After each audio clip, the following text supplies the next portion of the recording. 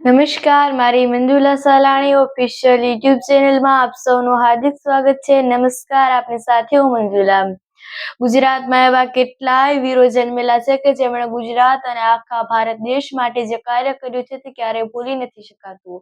એવા એક નહીં અનેક વીરો છે કે જેમણે પોતાના પરિવારને પણ છોડીને કેટલા બધા બલિદાનો આપ્યા છે અને તે આપણે ક્યારેય પણ ભૂલી ન શકીએ તેવા બલિદાનો છે. જેમાં એક એવા હતા કે જેઓ બિરસા મુંડા તેમનું નામ છે. આદિવાસી સમાજમાંથી તે આવતા એક બિરસા મુંડા કે જેમણે દેશ માટે ખૂબ સારું કાર્ય કર્યું છે. બિરસા મુંડાનો જન્મ 15 નવેમ્બરના રોજ થયો હતો અને તમને આપણા બધાને ખબર જ છે કે કાલે 15 નવેમ્બર અને તેમનો જન્મદિવસ 15 નવેમ્બરના દિવસે તેમણે જે યોગદાન આપ્યું છે તેના કારણે તેમનો જન્મદિવસ જનજાતીય ગૌરવ દિવસ તરીકે ઉજવવામાં આવે છે. તો અત્યારે વાત કરવી છે બિરસા મુંડા વિશે.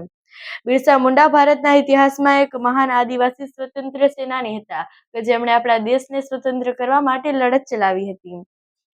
લોકનાયક અને ધાર્મિક સુધારા તરીકે પણ ઓળખાય છે.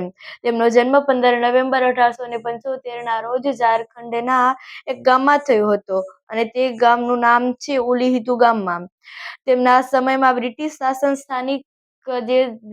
શાસન જે આપણા બ્રિટિશ લોકો હતા તે આપણા દેશના ખેડૂતોને ખૂબ ભજવતા હતા અને તે ભજવતાના કારણે બિરસા મુંડાને એવું થયું કે આ બધું લોકો ખોટું કરી રહ્યા છે. તેના કારણે તેમના મનમાંથી વિચારો જાગ્યા અને વિચારોથી પ્રભાવિત થઈ અને તેમણે બ્રિટિશ શાસન સામે ખૂબ મોટા ચળવળો ચલાવી અને ચળવળો પણ સફળ થઈ હતી. જેમાં બિરસા મુંડા છે તે એક મહત્વના એક વીર બલિદાન આપી ચૂક્યા છે અને જેમને જેલમાં પૂર્યા હતા તેના કારણે તેમનું અવસાન પણ થયું હતું. આવા અનેક વીરો છે જેવી રીતે કે વીર ભગતસિંહ અને એવા અન્ય નેતાઓ પણ આપણે જોઈ ચૂક્યા છીએ. બિરસા મુંડા માત્ર 25 વર્ષનું જીવન જીવ્યા હતા, પરંતુ તેમણે માત્ર 25 વર્ષના ટૂંકા જીવન દરમિયાન તેમણે જે ઉપદેશો આપ્યા છે, જેમણે તે આદિવાસી સમાજને એક જાગૃત કરવા માટેના જે કાર્યો કર્યા છે તે ખૂબ મોટા કાર્યો છે. તેમણે ખૂબ મોટી ઉલ્ગુનાઓ કરી હતી અને વિદ્રોહના ઉદ્દેશ્ય અને અંગ્રેજો શાસનનો અંત લાવવા મુંડા રાજ સ્થાપિત કરવાનો પ્રયત્ન કર્યો હતો. તેમણે આદિવાસીઓને સંગઠિત કર્યા અને બ્રિટિશ સત્તા સામે ગેરિલા યુદ્ધ દ્વારા લડત આપી, જેના કારણે અંગ્રેજ શાસકોમાં ભારે ડર ફેલાયો હતો અને અંગ્રેજોનો આ બિરસા મુંડાને ડર પણ લાગ્યો હતો. તેમણે કેટલા બધા સંઘર્ષો કર્યા હતા અને પાછળથી સરકારે છોટા નાગપુર ટેનન્સી એક્ટ જેવા કાયદો લાવવો પડ્યો અને જે આદિવાસી જમીનના અધિકારોનું રક્ષણ કરે છે. કારણ કે જે બ્રિટિશ શાસન હતું તે હંમેશાની માટે ખેડૂતોને તેમની જમીનો લઈ લેવા માંગતું હતું અને બિરસા મુંડા અને બીજા આદિવાસીઓ એવું માનતા હતા કે છોટા નાગપુર તેમનું છે, પરંતુ જે બ્રિટિશ શાસનના જે લોકો હતા તે એવું કહેતા હતા કે છોટા નાગપુર અમે લઈ લેવા માંગીએ છીએ અને તે કહેતા હતા કે છોટા નાગપુર હવે અમને આપી દો, પરંતુ બિરસા મુંડા તે માનવા તૈયાર ન હતા. તેમણે કેટલાક ધાર્મિક સુધારા અને સામાજિક સુધારા પણ કર્યા હતા. બિરસા મુંડા આદિવાસી સમાજમાં ફેલાયેલા દારૂબંધી, અંધશ્રદ્ધા અને બલિ પ્રથા જેવી કુરિવાજો બંધ કરવાનો ઉપદેશ આપ્યો હતો. વિચાર કરો કે કેટલા દિવસો પહેલા પણ બિરસા મુંડા કહેતા હતા કે તમે સ્વચ્છતા રાખો, અંધશ્રદ્ધાથી દૂર રહો, દારૂ ન પીવો.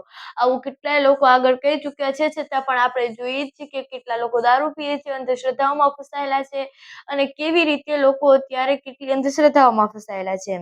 તેમણે નવા ધર્મ બિસાયતની સ્થાપના કરી હતી, જેનું સાચું નામ બિરસાયત હતું.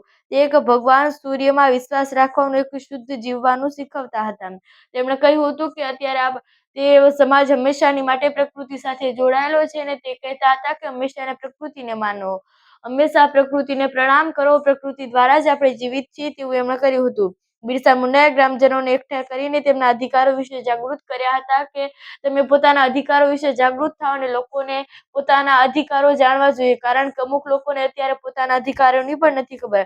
તેમણે આદિવાસીઓને પરંપરાગત ખૂંટ-કટ્ટી જમીન પ્રણાલીને પુનર્જીવિત કરવા માટે લડત આપી, જે આદિવાસીઓના જમીન પર સામુદાયિક માલિકીનો અધિકાર આપતી હતી. તેમણે કહ્યું કે જો બ્રિટિશ શાસન તમને કહે કે આ જમીન અમારી છે તો તમે લડત ચલાવો અને મારી સાથે જોડાઓ. તેમની બહાદુરી અને નેતૃત્વના ક્ષમતાના કારણે તેમને લોકો પૃથ્વીના પિતા તરીકેનું બિરુદ આપતા હતા.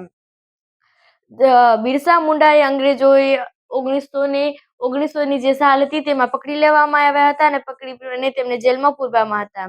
9 જૂન 1900ના રોજ માત્ર 25 વર્ષની નાની ઉંમરે તેમનું રહસ્યમય સંજોગોમાં જેલમાં જ મૃત્યુ પામ્યું હતું. એવું માનવામાં આવે છે કે કોલેરાના કારણે તેમનું મૃત્યુ થયું હતું. આજે પણ બિરસા મુંડા આદિવાસી સમાજને ગૌરવશાળી ઓળખ અને તેમના બલિદાન માટે યાદ કરે છે અને કાલે પણ 15 નવેમ્બરના દિવસે તેમનો જન્મદિવસ ડેડિયાપાડામાં ઉજવવાનો છે અને આપણા પ્રધાનમંત્રી શ્રી નરેન્દ્ર મોદી ત્યાં પધારવાના છે. તે એક સંઘર્ષનું પ્રતીક છે. ભારત સરકાર દ્વારા તેમની જન્મ જયંતિ પર 15 નવેમ્બરને જનજાતીય ગૌરવ દિવસ તરીકે ઉજવવામાં આવે છે અને કાલે પણ સમગ્ર ગુજરાતમાં જનજાતીય ગૌરવ દિન ઉજવવામાં આવશે.